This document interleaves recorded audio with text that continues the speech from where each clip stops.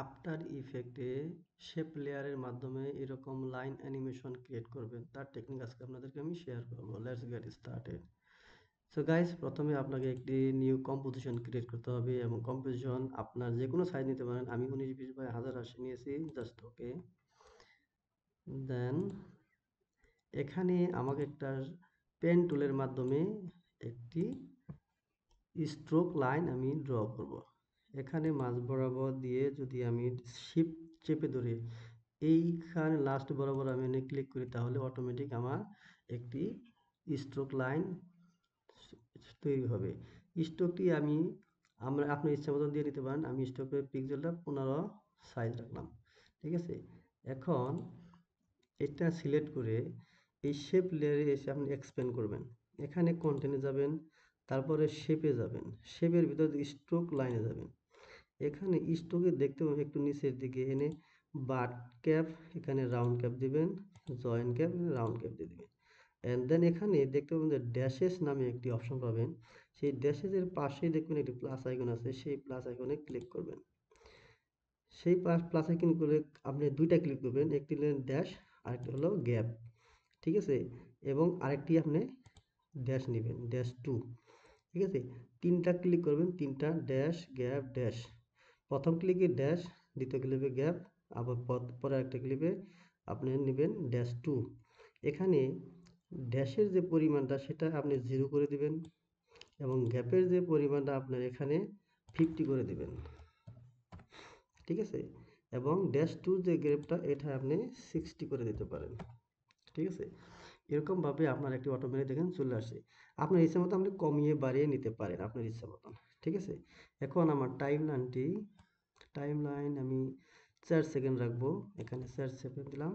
এখন দেখতে পাচ্ছেন যে এখানে যে অফসেট একটি অপশন পাবেন, এই অফসেটে টাইম যে ওয়াচ টাইমটা আছে, ঠিক আছে, এটা ক্লিক করবেন।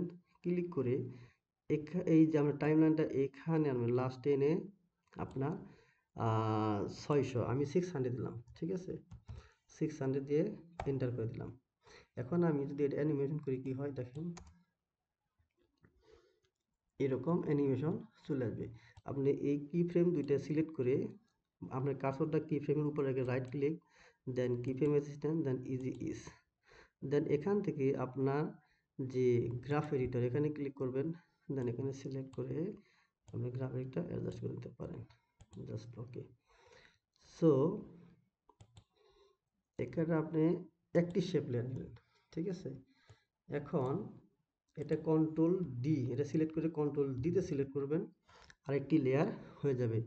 এখন আপনি যেটা কপি করলেন, ঠিক আছে, ই বাটন প্রেস করে এখানে আপনি টাইম লাইন বড় লাস্টে যে টাইম লাইনটা নিছেন, ঠিক আছে, কি ফ্রেমটি এখানে কার্স আপনার টাইম লাইন রাখার পর এখানে তো আপনি 600 প্লাস ভ্যালু নিছেন, এখানে যদি আপনি ক্লিক করে -600 দিয়ে দেন, তাহলে এটা অপোজিট চলে যাবে।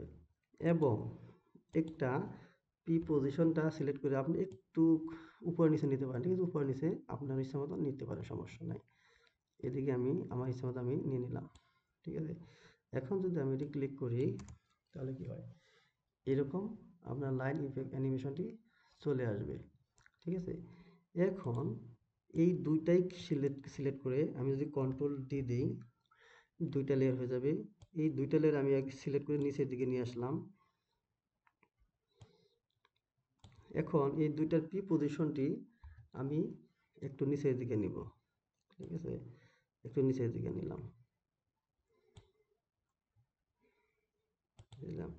এবং এই উপরে দুইটা সিলেক্ট করে আবার কন্ট্রোল ডি দিয়ে সিলেক্ট করে আমি এটা উপরে নেব, ঠিক আছে। এখন এটারও পি পজিশন আমি সিলেক্ট করে একটু উপরের দিকে নেব, এরকম, ঠিক আছে। সো এখন যদি আমি প্লে করি অ্যানিমেশনটা কীরকম হয়,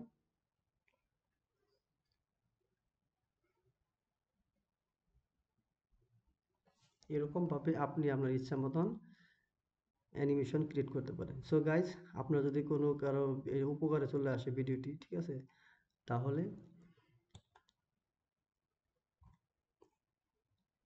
সো গাইজ এই ভিডিওটি যদি কারো উপকার আসে তাহলে আমার পেজটি একটু ফলো দিয়ে যাবেন পরবর্তী ভিডিও পাওয়ার জন্য। ধন্যবাদ।